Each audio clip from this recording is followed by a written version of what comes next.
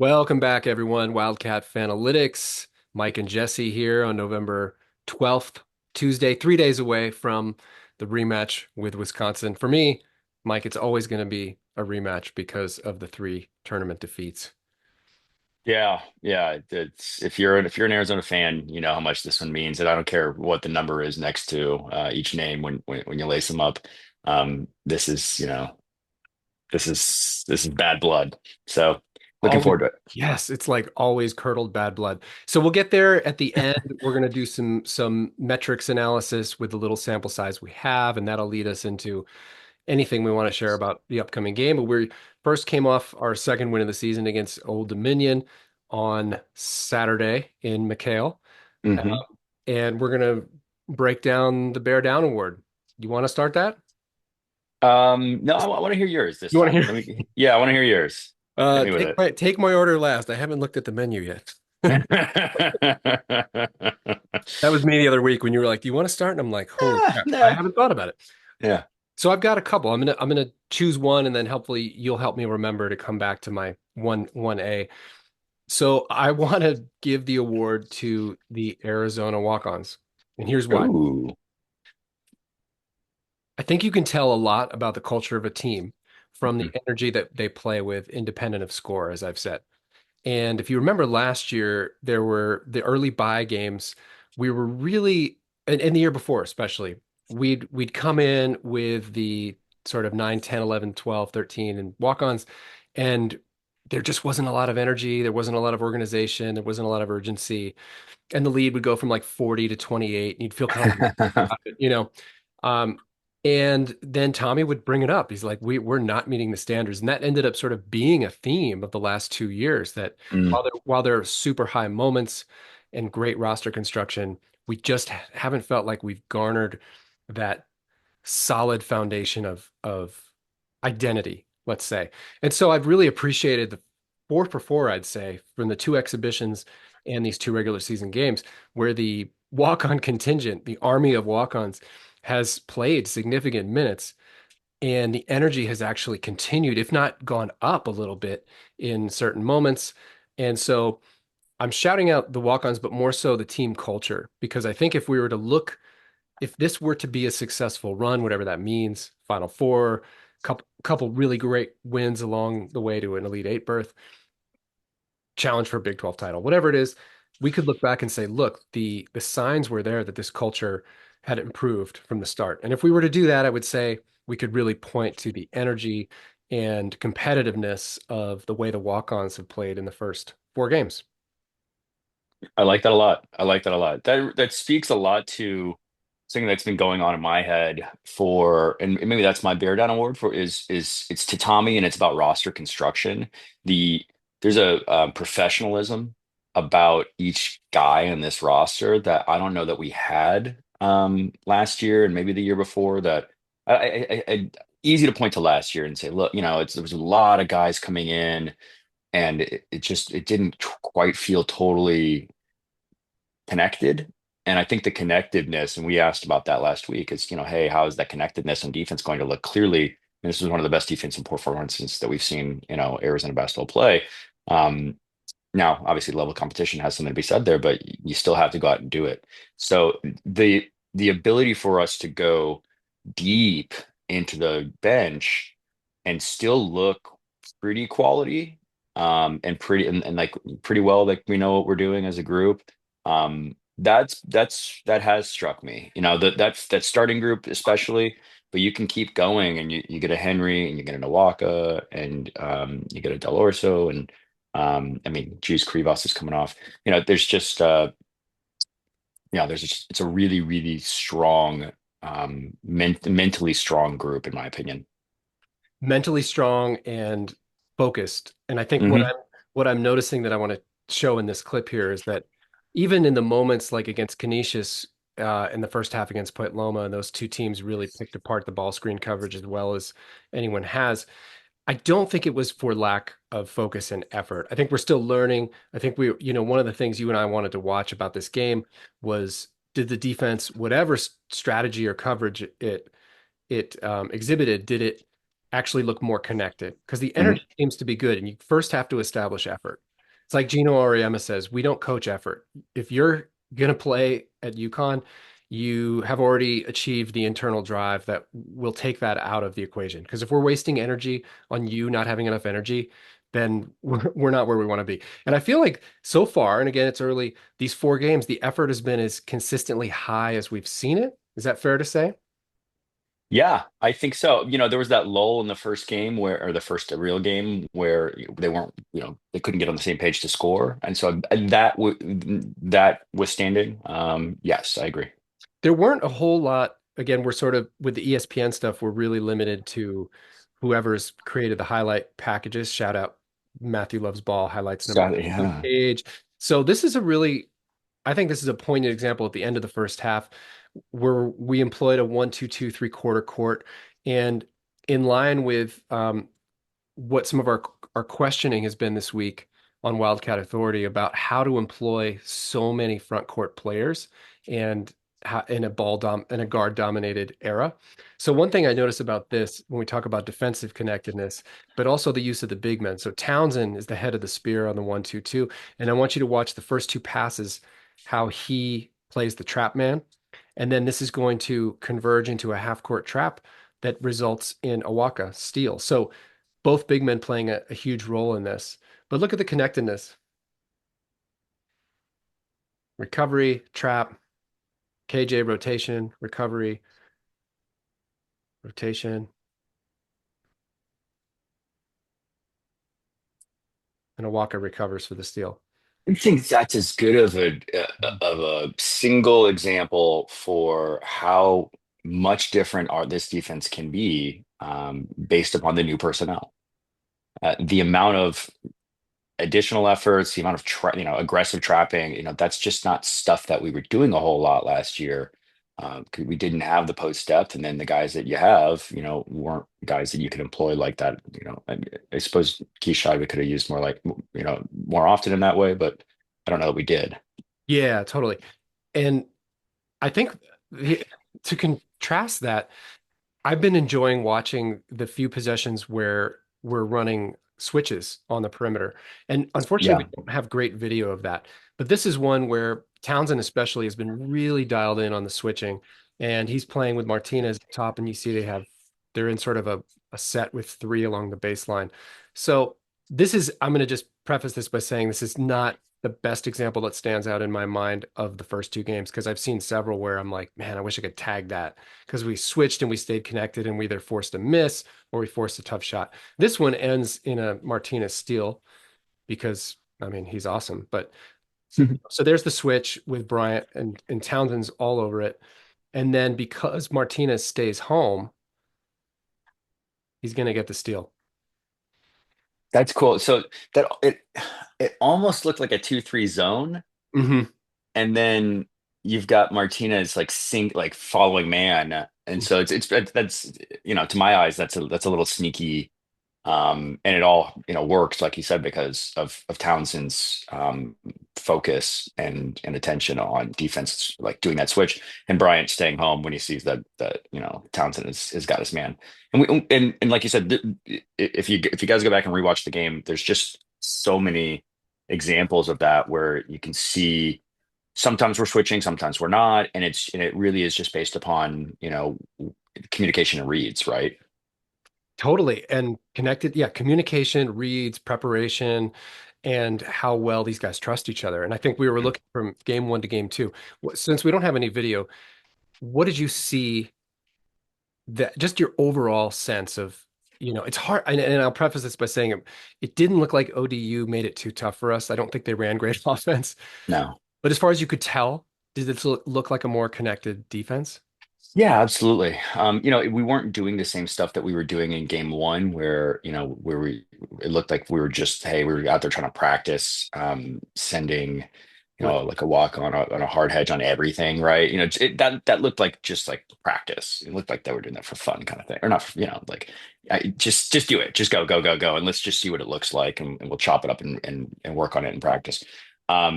This was, like I said, a much broader variety of defensive looks, and it did seem to me that the communication between the guys on the defensive end And then the extra efforts were there, and that's what connected this looked like to me. And you could see, even like Carter Bryant showing up with a big block in the first half. If he didn't block it, he looked like he did. He skied, but I don't know if you remember that play, but ball Hmm. handler got into the middle and sort of like the left elbow, I think, and then Carter came in, what felt like came out of nowhere to go and contest it. And yeah, so it's to see like the young guy doing it. Townsend, the grizzled vet, being the head of the snake is super cool, and he's got the size and the motor and the attention to stick with it and go after it. Cool to see it trickling down to the young guys. So the other two things you and I were going to look at were, could Del Orso continue to find a role, and Townsend. So I have a couple clips around that, and as I show these, I think you'll get more of a groove of kind of how you want to riff on them. Yeah. Um, who do you want to go with first? Your man or Oh, not your? let's talk about let's talk about Delorso. Okay, okay. Um, okay. I know I can start with really interesting to see that they're utilizing him primarily right now as a point guard. Yeah. Um, and I've said it repeatedly, you know, Tommy, a one, a two, a three, these guys all have, very similar responsibilities. It does feel like we are running a bit more um, with, sort of more traditional point guard action. And so, especially when Delors was on ball, he seems to be the primary ball handler. And I think that's a great use for him because if Mm, you can take anything that is ceiling raising about Del Orso, it's his decision making with the ball. yeah. And he had that. That's what I should show. We'll show this one first. This is an out of bounds play where I just think he it shows his IQ in he gets a mismatch with a smaller guard, and it's almost like an NBA set here. He's just like, oh, I can take you, Hmm. this little guard, and he's going to utilize. Works him in. He's going to work him in and draw a foul on the help defender. So again, I think we're still waiting for him to sort of explode, and I think that day could come where I sort of agree with Mike Luke, who says he'll hit multiple. I don't know if he'll hit multiple 7 3-point games, Mike Luke, but he could. And Yeah. I think it'll be more like just a couple more of these shots go in. He's got 15, and you're like, wow, it's really, I'm really glad we have him. He had 15 and 15 minutes. All of a sudden, you're like, oh, Yeah. wow, like that was really productive. And he could easily do that. Yeah, and I agree. And I do think it is more like, well, look, so like this game here, he had three misses in a row that were just kind of wide open, shoot around misses. He makes one of those, and he has a pretty darn respectable, really pretty stout stat line. Totally. He's only a shot or So two away. Yeah. yeah, so exactly, and Because so he makes one of those. He makes one of those at the rim, and now he's got 15, 16 points. It's great. yes, and sorry to interrupt you. No, Because, please. well, and I just want to say because his free throw rate is solid enough, and he's going to make enough free throws that he can sort of make up for that. A little bit like Damian Lillard. I want to say that Del Orso should be watching a lot of film on CJ McCollum. As a Blazers Mhm. fan, I watched, a lot of Lillard and McCollum in their heyday. And CJ would come in to start the second quarter while Lillard rested after playing the first. CJ would go to the 5 minute mark and then he'd rest, like a lot of these kind of two-star teams do. Mhm. It would start the second, and he would have the ball in his hands, and it was all two man game where he probably facilitated or scored on 80% of the possessions until and he's a ball dominant guard with not a lot of athleticism. So he reminds me um, of Delor. So this is one of those examples where we get a rebound and this happens pretty quickly. So Delhi's just going to make the decision. This is kind of cool because it's what seems to happen to us when we play drop coverage. So it was kind of nice to see Yeah. Del Orso could be the guy that we don't like to play against, the John L. Davis kind of like, let me pull up and kill you with 17 footers. So Del Orso's going to use this, and you can see the way they cover it is the way Arizona often would, where they actually got a late switch here, but the big is going to drop a little bit, and Del Orso reads it, and he's like, whoops, he's like, I'll take that. So I think he can do this kind of stuff, and I think he's going to win fans over when more shots go in, but yeah, he looked, I Yeah. think, a little better. I thought it was a meaningful improvement, Yeah. and a little less of the forcing of those just 2 point jumpers, which are, things that he wishes were layups, but he didn't maybe quite get in a good enough position. Yeah. But yeah, picking up fouls. He rebounded well. I think he had 4 rebounds and 3 assists, and just the one turnover. That that's all great stuff for a guy who's just figuring out his spot in the offense. I am really curious, does is this sort of like Tommy testing out a walk on a trap, where or on on the blitzing, on the hedging that, Mhm. from the first game where it's like, look, I don't know that this is what we're gonna do with you 100% of the time, but I'm gonna see a bunch of film on you and we're gonna work on it and we're gonna see if this is something that because there's only so many guard minutes and you're wondering about backup point guard. That's obviously a big question heading into the season. And you think about a guy like Conrad Martinez, who has been making a pretty good impact in his limited minutes right now, but is it realistic for us to have a 10-man rotation? I usually not. Usually it's not. And so are you prepping Del Orso to shift more into, okay, I know where we can fit you, especially because of how good the front court has been. We need to slot more minutes to those guys. We're going to fit you more towards you're going to be, sort of primary on ball when, maybe we sit Jaden or Caleb and, and we can work you in that way. Um, I am curious about that. So to me, it feels like a bit of a test. But I think he largely passed it. Let's see how he's utilized. It's going to be really telling, very, very, very telling to see how he's utilized in these next couple of games. I think it's a great point, and I think it's a great usage of the minutes of these first two games to give him that shot. Like you said, he may not end up doing it, but I think he can play sort of a like we talked about a special role there that he can do some things at a high level. It's I think Tommy's really angling to find out how to put him in position to do that. So this is one play where I just again, it's not earth-shattering, but he makes a nice read and he's like kind of low key our best post entry guy when it comes to just bounce passes. So that's the end one. He had a few assists in this game. They actually made the shots. Um, I think it's just showing that he's starting to get the offense and he can do some things. He comes built in with some abilities that are solid. If he can find the way to make up for his lack of on-ball defense, you can keep him out there. So I like him to answer the last week's question a little more directly. I really like when he has the ball in his hands and he's making two-man game or post entry. And I think that when a couple more shots go in, his value starts to tip. Right now, it's not great. He's got the third most field goal attempts on the team, and his true shooting percentage is like maybe 40. 10. Yeah, it's 10. I mean, 10 out of 10. Yeah, yeah. Here, I'll tell Oh, you. yeah, yeah.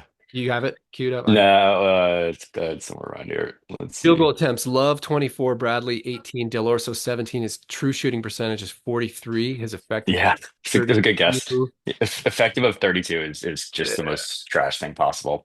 Totally. And you look at it, and a lot of it's that. So the threes is one thing, but a lot of it's the twos, right? Where I was noting that he was taking in that first game some twos that just they weren't falling, and I think he'll get there. I do totally agree with you that his best use is as a secondary a primary ball handler when he's Yeah. out there. Yeah, but um, as that second guy who can be a pick and roll ball handler. That was my hope for him as a ceiling, and so I'm still kind of in that hopeful stage.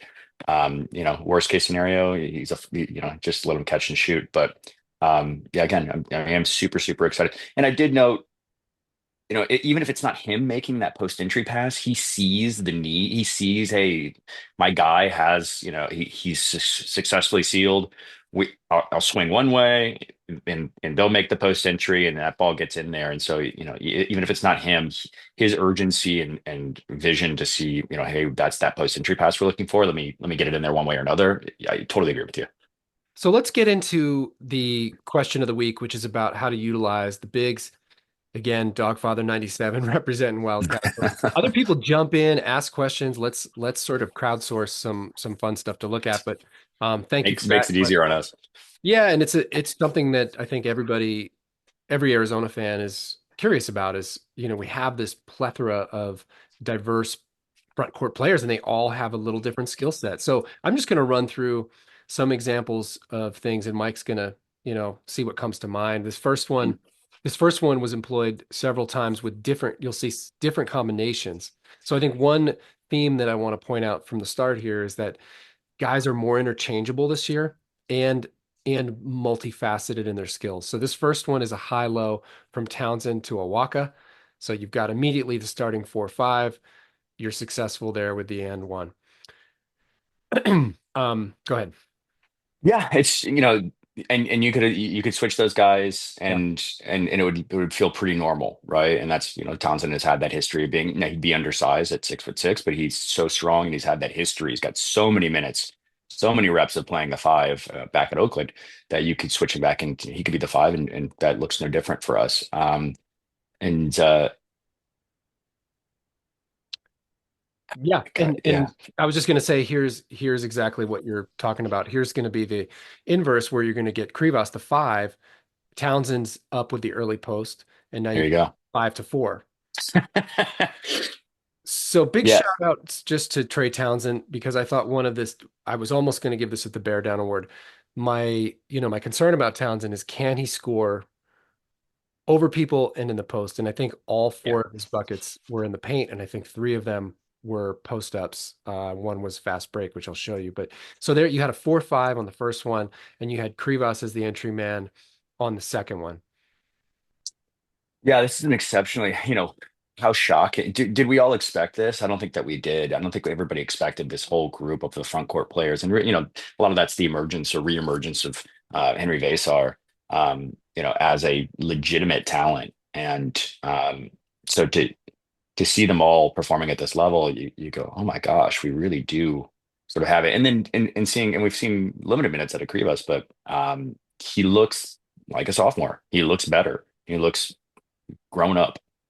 So here's another set. We're going to show two different sets. Right now, big question is can you play two, three out, two in? Hmm. It's almost it's rare in college It's old hoop. school. Um, what I really appreciated about this, without knowing the intention of the set, is how quickly Henry responds to the read. So here, Henry's in the far post and Mhm. he's in the low post and Awaka's in the high post. And Henry's going to come out, he's going to read this, and he's going to immediately um, do the high low. So again, 4-5, Awaka is the recipient.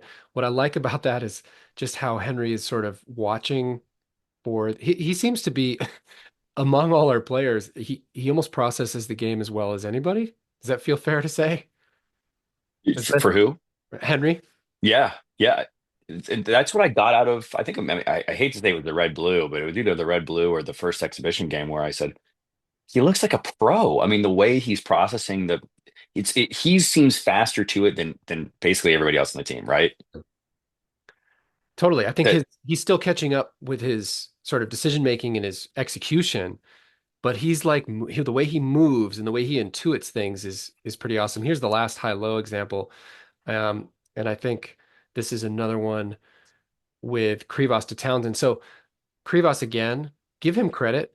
He knows he's only getting 10 minutes and he's just playing for the win, which is something I love about the kid. I think he's programmed that he couldn't think otherwise. super cool. But also on this play, another great example of Townsend being strong enough, and I think this is what people want to see out of Townsend is he gets this ball not out of positioning as much, but out of athleticism and just being an athlete and a competitor. Because this is not as clean a setup as a Waka with his butt into the guy and just throwing it over. He has to actually snatch this out of the air, and he's not even in position, but he muscles and he makes that play, which is really encouraging because my skepticism of Townsend is can he make those kind of plays? You know what I'm reminded of, and it's a painful memory. It was Arizona losing to Xavier in the tournament. That was the Lauri Markkanen team, Mm, and Laurie was getting bullied in that Xavier game in the post, and I swear it was like I swear it was JP Makura, who I think is like 6'5" for mm. Xavier, and and it was all just and you're like Laurie Marketed is 7 feet tall. He's a future pro, and it was just motor and lower body strength and Body and pace, and yeah. and effort and yeah, and the kid, our kid Trey here has it in spades. So here's a great set, and it's another example of how the bigs play together. This is a again, we were looking for what happens to our offense when the first and second actions are stopped. And this is one of the rare examples because we just haven't been challenged that way. So we're just going to let this play. But you've got Awaka and Townsend here in the front court. And KJ passed up a decent look there to get, yeah, that's great. You So got Kate, Townsend with the slip.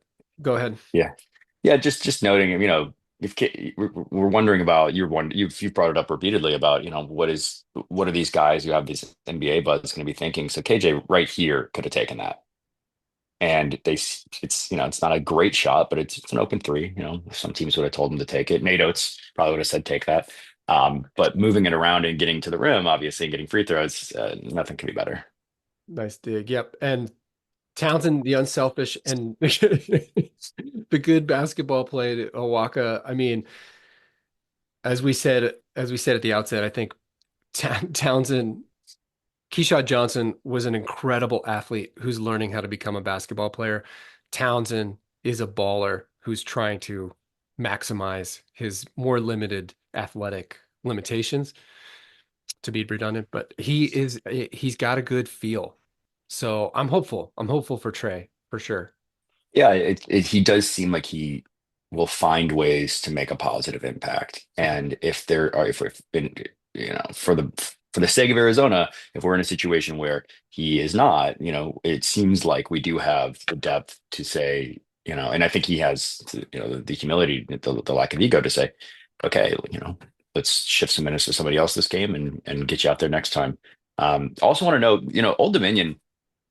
I thought I I thought these guys must have been small after the game. I was like, did were these guys, was this a small team? Because it just felt like we bullied the heck out of them. Not a small They're team. I not they're mean, not by height, no.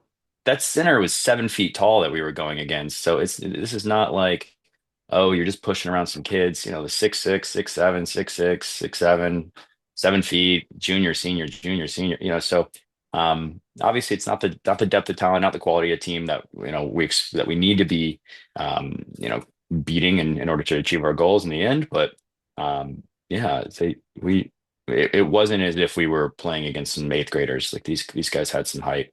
Yeah, it's an example of how disorganization can create like a real imbalance. Like Point Loma didn't quite have the personnel, but they were so much more organized. And this is a team, hopefully, with coaching that will get. I think their talent is they're not 58 points less than Arizona in terms of man to man, which is I think what you're saying. I think it's Exactly. they're just becoming a new program and trying to figure it out. It's a little bit of a mess.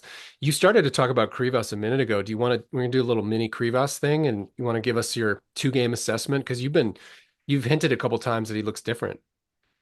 Yeah, I just think that he looks more comfortable. I think we saw the physical tools out there last time, but he wasn't so comfortable with the physicality, and so that 7 footer right there that's guarding him again, legit 7 footer. Mhm. Now, is he the same strength and size, as Krivas? No, is he the guy that's going to push him off his spot? Hopefully not. But maybe last year he was, or maybe last year Krivas wasn't anticipating, was shying away from the contact entirely.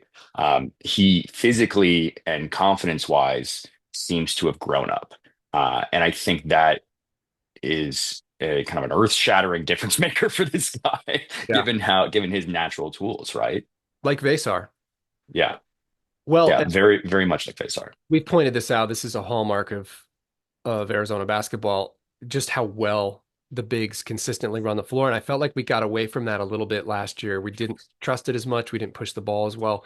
I just want to point out that Krivas, who's probably in the worst aerobic shape of anybody out here and is the biggest, he's last. If this were a race, he's in last place right now, except for Conrad, who's the ball handler and doesn't even count, and Townsend, who's the inbounder. Krivas is in last place here, and watch where he ends up. He sees the opportunity.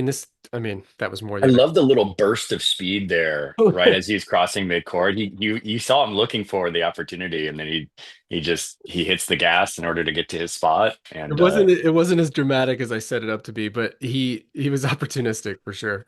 yeah, I mean, I think that I agree with you though that we didn't have it the same way. Balo wasn't built to really run the court like a Tubelis, and then obviously Keshad was, but It came not with as Yeah. Yeah, not as familiar with the system, and maybe the pass aheads weren't as clean or as often.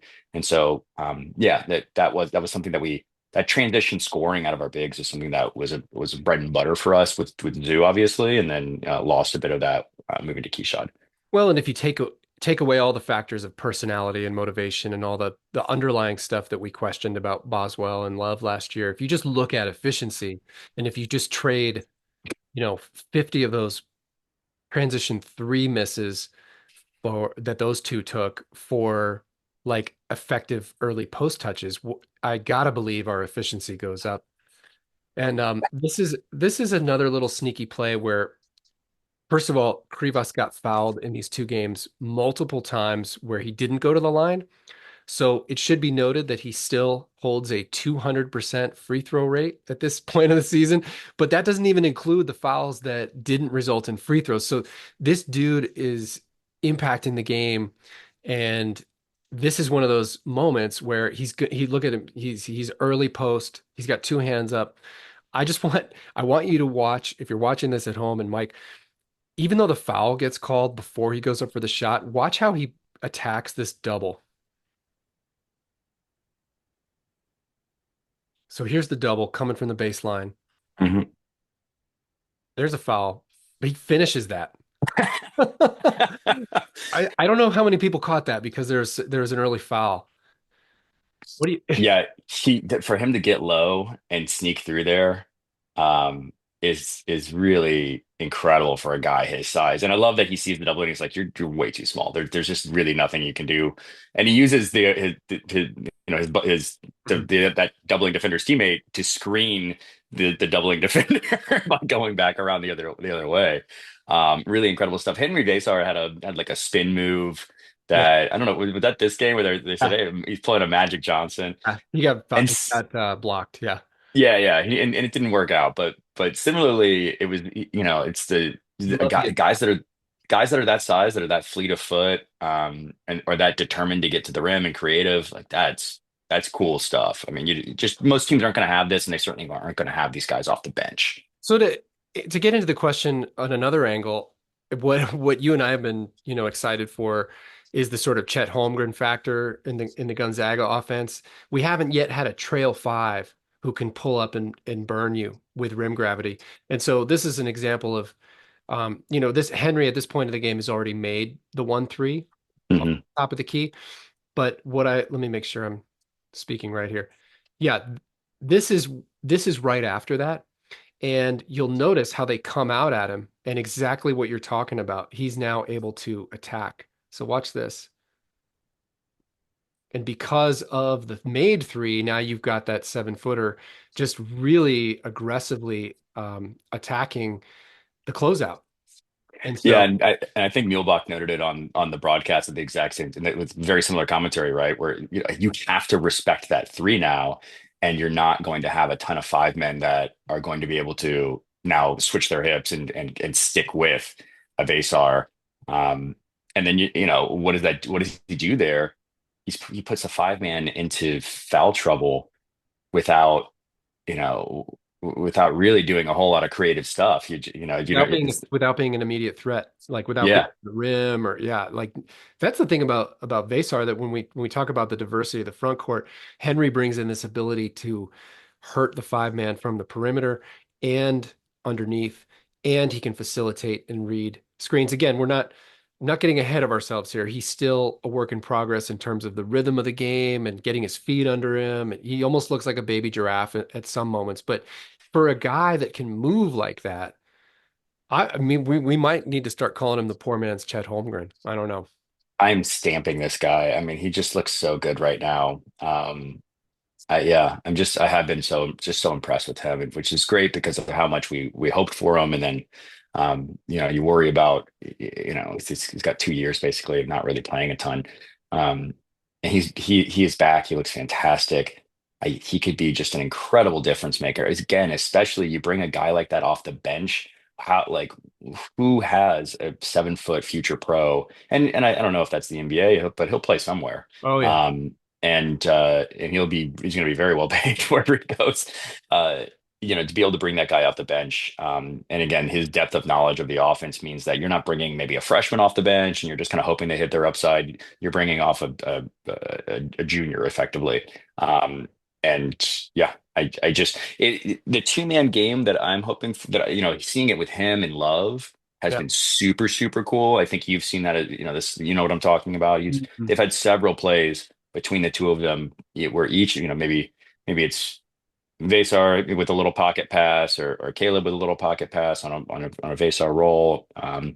That stuff is just so cool. I wish the team had so much more time for a ton of that action. You know what I mean? I know there's Well, only so many minutes. I wonder if guys like Henry and maybe even Delorso, if I'm bold, are going to get more opportunities as the game gets cleaner, because those guys are the chess players, and Mm. their advantage is that they can sort of move the board a little better. Like the game, the way it's being played doesn't exactly lend itself towards those two right now. So I'm hoping against Wisconsin, where it's like a little bit of a slower, more half court team. I actually think Henry could be a little more. I don't know. I could be ignorant too, but I I made a I hypothesized similarly. I made a similar, theory in one of our previous where I said, look, guys, Jaden and KJ, their ability to just drive that's so much easier of a shot right now than anything else because they're just the quality of these two guys are so much higher than the guys that they're playing against. So of course, go, one action, drive to the rim, pick up a foul, take a shot, congrats. But equally totally believe, and again, could be wrong on my theory, but as equally to exactly as you said it, as the game slows down, as it's more of a half court, as you need second actions, I think that these other guys do become more valuable. And here's an example of, now we're late in the game and we've burned them several times with high lows that they've tried to play us straight up one-on-one. So now you've got Owaka setting up in the post, camping out. You've got Henry. By the way, this would be the presumed second unit. So keep that context in mind, if you assume Krivas eventually starts. So this is Conrad, Del Orso, Awaka, Bryant, and Vasar. And I want to show this because it's a subtle effect of when you have a five-man who is worthy of help defense. So you're going to see Bryant's man sag just enough. And instead of the high-low, now we're going to get the open three.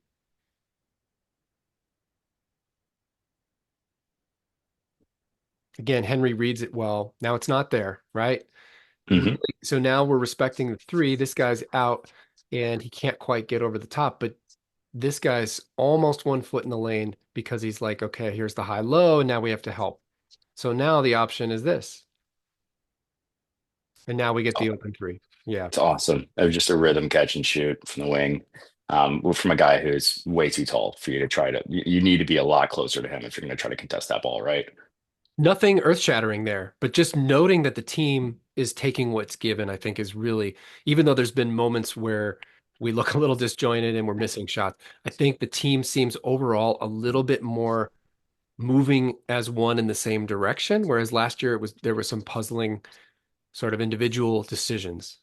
Yeah, and even last game, that second unit had some periods where that really, blatant period where they just weren't on the same page, and so to see them all working in concert right there, super cool. Second point, that is a great indication of the flexibility, like the flexibility, just the variety of ways that these bigs can punish you. This front court, group can punish you. Okay, if you take away this, we thank you. I appreciate you doing that because you've opened up this, and I don't know if that was the case last year. It was really just okay. Well, I can do a couple of things, and if you take away one, I don't really have a ton of other options, a Yeah. ton of other answers. Yeah. And I think all those, the answer to the question is almost like the sum of the individual and complementary parts will work as well as they're all willing to be interchangeable and flow in the same direction. And in the examples we showed, there was a lot of interchangeability and selflessness. And I think if that continues and we're just playing within the flow of the game, we've got more than enough to get good shots. Are you trying to I, tell me something? My dog wants to go outside. how funny. Um, and I want to note something that I love to talk about that, you talk about spacing. And Who it's does? like, oh, and it's like, oh, well, you need shooters to space, and spacing's all about spreading the floor. Spacing is also, we've said it over and over again. It can be about disruption, Yep. and that's just off of dribble penetration, movement, rim gravity. Oh Rim gosh, gravity. I just got dropped. You just got rim Um, gravitated. yeah, I did. It can also be um, rim gravity from like that we saw just there, where it's like, look, I have to respect that post player so much that I'm going to be close enough to double them. And then, Carter Bryant has just a wide open catch and shoot three. I think when we see that, this roster, Tommy's teams have not had this diversity of a roster before. He talked about it maybe two years ago about having packages of players. This Mm, team has the potential, almost like, well, let's go, let's bring in football again. Almost like you have more different offensive packages you could run. It's going to take a mhm. while to sort it out. And I think this could be what we've been asking for, which is let's not have everything solidified in November. Let's look a little sloppy because we're actually gathering intel for role definition. That was going to be my bear down award, by the way. Originally, it Mm. was it was like bear down Tommy for having the foresight, the guts, whatever, to just play some stuff that, I don't know if we're gonna if this is what it's gonna look like 100% of the time, almost certainly not. But committing to some variety now, um, I think that bodes well for our ability to be tough in the tournament. And tough is not just, having the toughest chin. It's not just being a shot maker out of a roster. And it's mental toughness, but it's out of a roster. It's also the ability to throw different punches, to have different looks, to have that flex, to be able to beat teams in different ways, right? Well said. Yeah, and I think the willingness of the players to continue to be a little in that tension of, oh, how do I play with these four guys? Oh, how do I? And I think we can see some of the awkwardness of that in the first couple games. I really, really hope that they stick with this because I think if they can Yeah. even get close to finding two or three secondary packages where Del Orso is maximized and if you put Krivas in with your best shooters, for instance, and You get a little Purdue action going. yeah, totally, yeah, because we're not loaded with shooters, but we have guys that can make open catch and shoots, and I think if you find out where those sets and actions work well with the right personnel, I think we could pretty much have a diversity of offense that doesn't look like it has, where if we run into a couple stops of our basic action, then it turns into, somebody going solo. So I just hope that the players and the coaches stick with this, even though there's going to be some rough moments. I mean, we've seen some of the dumbest turnovers. They look like dumb. I'm not judging, but like where you just basically handed the ball to the other team. And I think that comes from trying to figure out different roles and how to play with each other. And I'm actually fine with that. So just in terms of time, Mike, let's end this with you know, building off of all that. What are you tracking against Wisconsin? Oh, well, there's individual. It's just how does the rotation, how do things tighten up, I guess, just generally. So that's the rotation. That is, how are these offensive sets going to tighten up? Our defensive assignments, how are they going to tighten up? So just we've been sort of playing around. How much does that tighten up, or how much does he say?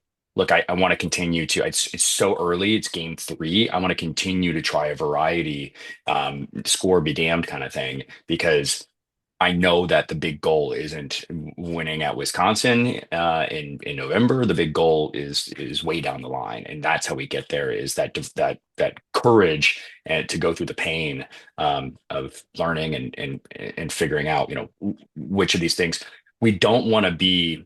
The team that Kelvin Sampson said, "I can't believe you guys didn't figure out how to beat this. It was so obvious." Buffalo beat them at home, or I'm sorry, the Buffaloes beat them at home at Colorado, and then I just basically did the same thing, easy. It's so obvious. So we having that variety of, that flexibility. Keep saying it. I think this group can do it. Very much looking forward to seeing how much we stick with it versus how much we revert. Nice. Yeah. And I'm noticing myself being attached to the process more than the outcome. Mm. as much as I want to say, I think if we want to be the team that we all think we can be, the program, um, we need to be able to go in to these games and just play really dominant basketball. That doesn't mean I expect us to go to Wisconsin and win by a big margin. It's more just can our personality and our identity travel? And I think it has pretty well so far in the Tommy era. So this is the first chance to play on the road. I love that he is all about the campus environment. I think that's the heart of college basketball is these intersectional campus games. So bravo, Tommy and Greg Gard for setting this up. I think it's a win just by playing it. So let's see if our guys really step up and let's see who really wants that type of environment because I expect it to be a full house. I don't think Wisconsin is as good as they've been, but they've got some good players. They've got cultural conviction. They know who they are, and that's always dangerous if you hit a few early shots and you get some momentum. Let's see how our team responds, and we need to be in a little bit of a fight before it gets real here. Yeah, I totally agree. One last point. Very curious to see 3-point shooting. Do we end up falling back on it, or do we keep with what we've been doing, which is just a lot of rim pressure? I know that's easier to do against easier teams, but I think the ethos of this team is battling down there and winning there. And so I'm curious to see, is that what we do, or do we fall back on jump shooting? Great, great point. Yeah, we're going to see, do we devolve into our less productive practices when things get hard, or do we stick to it? I think much more of a important mythology to dissect when it comes to successful teams. Do you implicitly trust what you do, or do you sort of devolve into every man for himself? And although our culture loves that trope of the lone gunslinger, it's Right. really not winning basketball over the course of a season. So I want to see us get into a tight spot and the system, the conviction of the team and the connectedness in the system, just because that's what Tommy's system is. It's not an iso ball system. I want to see us sort of like come through it with, holding on to that identity um, as much as we can. Because I think that if you can do that, we saw UConn do it last year. I think that's what prevails. Culture prevails, trust prevails, um, much more than individual heroism. Um, Fully, any, fully on board. yeah, any sabermetric sort of notes that jump out at you from the first two games? Um, I know it's not a lot of Mm, data. Yeah, it's not a lot of data and it's hard to pick apart. The 3-point shooting was super cold for us in the first game. It was pretty hot in the second game, hot-ish. I think 36 or something like that. So better. Average. Um, yeah, and so average, yeah, exactly. I mean, at least not abysmal. Um, I am, the my big question mark is really about, how much are we focused? How much are we going to be continue to focus on getting to the rim? Because it seems like that's the focus of the team. And then additionally, catch and shoot threes. So those are the two things. I think all of our hoop Uh-huh. math says that every single one of our made threes is an assisted three right now. I Uh-huh. don't know if that's entirely true, but they're calling it that way. I'm going to believe them. That's incredible. So do we stick with that? Is that what we're going to be? Or do we lean out of it?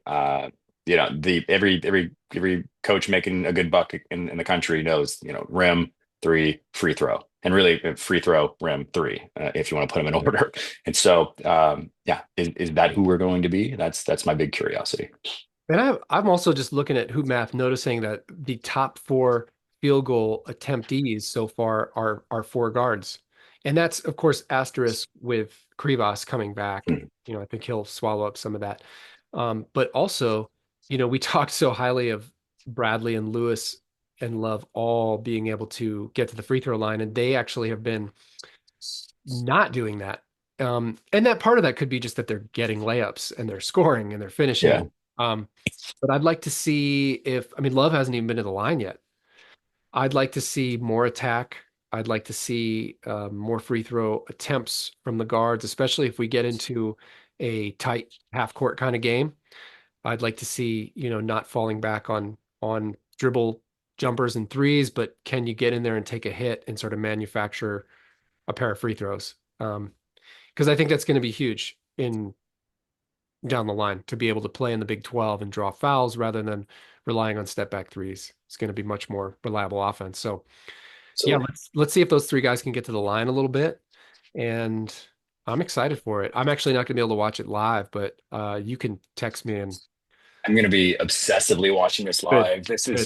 This is it's my birthday weekend. Very excited. So I'm Woo! gonna be celebrating. I had to tell uh Mike Luke invited me to do the post game again for this one. I did a post game with him on the first game and had a ton of fun. He invited me to do it for Wisconsin. Unable to do it realistically based on I will be probably 8 beers deep and between celebrating Oh, between that being at would be altitude wildly entertaining. and between like the animosity and anxiety I have regarding just playing Wisconsin. Yes. So I'll be watching really closely. My memory may be fuzzy the next day, so I'll probably end up watching again on the drive home. It's going to be a ton of fun, and I'm so curious to see how if Tommy, just has he been keeping stuff up his sleeve? Are we rolling out something different? I bet he does. I bet he has. It's going to be one to watch. The dude's a competitor. I think people sometimes underestimate Tommy. Like he wants to win. I mean, sometimes I think he even shortchanges process for outcome too much. So I'm excited when he rolls Conrad out there at the 13-minute mark when it's a tie game. I'm okay with it, because I trust that he wants to win badly enough that he's not going to put us in too big of a hole due to process. So I trust him that way. The dude wants to win It badly. does. Let's leave it there. If you have comments, in addition to wishing Mike Defoe a happy 40th birthday, if you have comments or challenges for us to dig into statistically next week before the Duke game, please throw them in there and bear the hell down.